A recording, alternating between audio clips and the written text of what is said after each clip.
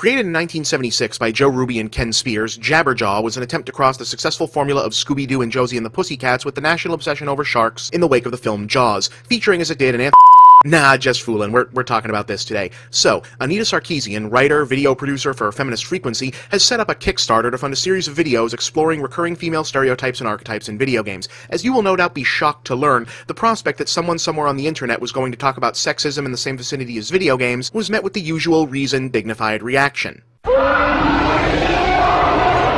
I'd love to show you some of the actual examples of sexism, misogyny, and even anti-Semitism that hit Sarkeesian's YouTube page announcing the project, but this is a family show, so I can't. That sort of thing is to be expected, of course, and while I think it's a mistake to ignore it, it can at least be easily dismissed as the inevitable side effect of the internet's ability to let everyone be H.G. Wells' Invisible Man for a few minutes every day. I could probably get a few months of shows out of this and the reaction to it, but I don't want to. Suffice it to say, having seen her earlier videos on similar subject, I imagine I'll find plenty to disagree with, but it's a project deserving of support, and certainly not deserving of all this preemptive backlash. That said, there is one element of all of the, constructive criticism that I am actually inclined to address. See, every time someone brings up offensive, exploitative, or even simply unrealistic portrayals of women in media, and the possible negative societal effects thereof, a lot of people are quick, kinda suspiciously quick really, to opine that this isn't really a big issue, because hey, men are also presented unrealistically, you know, with the big muscles and the movie star looks, etc., in much of the same media. So goes the supposed logic of this argument, since men generally don't get mad about every male hero rocking a six-pack, women, or rather the evil feminists, have no business being mad about every woman sporting a D-cup. There's really no way to respond to that without sounding smug and dismissive,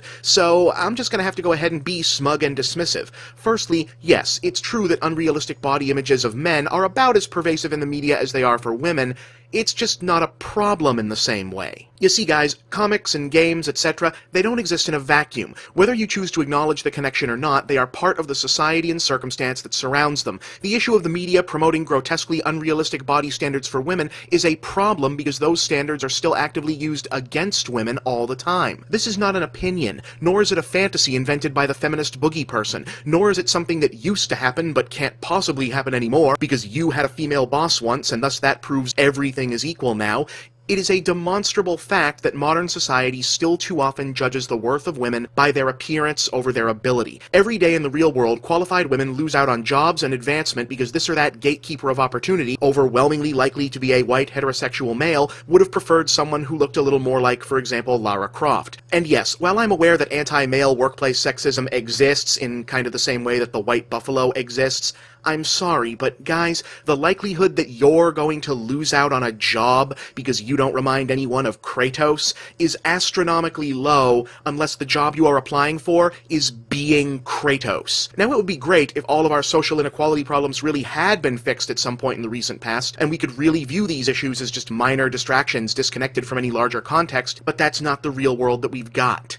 Secondly, the argument fails on its face because even a casual glance at popular culture reveals that the two sides of beauty standards aren't even close to equal. Even if we just confine our focus to video games, and even more narrowly to just humanoid video game characters, sure, there are a lot of washboard abs and chiseled chins out there, but there's also tons of male characters, good and evil, who are, say, overweight, or short, or dweeby, or kind of feminine, or perhaps obscenely masculine, or just plain old butt ugly. Not to put too fine a point on it, but the most famous and popular video game hero of all time is a short, fat, hairy guy with an unglamorous blue-collar job. Women in games, on the other hand, nowhere near that variety physically. The only ugly female characters tend to be non-humanoid, and in terms of merely not conventionally attractive body types, we've got, what, the fat princess and who else? And no, Milena doesn't count because the fact that she's hiding a monster face on what's otherwise a 10 out of 10 body is a joke. Now look, Mai Shiranui looking like she does is awesome.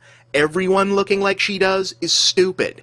Thirdly, and this is the less important than interesting part, but, well, you do realize that the unrealistically buff male body types that pervade games and comics, etc., are not there to titillate female audiences, right? Now, that's not to say they don't. I'm sure plenty of women find, say, Marcus attractive, but he wasn't rendered that way for them. He was rendered that way for you. You meaning young heterosexual male gamers. All of these archetypes are based off long-standing artistic representation traditions that existed well before the relatively recent period when women were paid attention to as a marketing demographic. So yeah, Conan's big broad shoulders, Namor's swimmer's bod, Batman's codpiece, Ryu's ripped torso, everything about this, those weren't designed as sexual fantasies for them, fellas. Those were sexual self-image fantasies for you. Just saying. Oh, and speaking of sayins, well, okay, in all seriousness, geek culture and gamer culture especially desperately needs to get past these knee-jerk freakouts every time someone has something critical to say about this or that group's representation in the medium. Acknowledging that gaming has at best a history of issues with women is not going to cause your games to be taken away, and will ultimately do very little to stop this or that developer from making Big Boob Panty Ninja 12 providing they still want to. So please,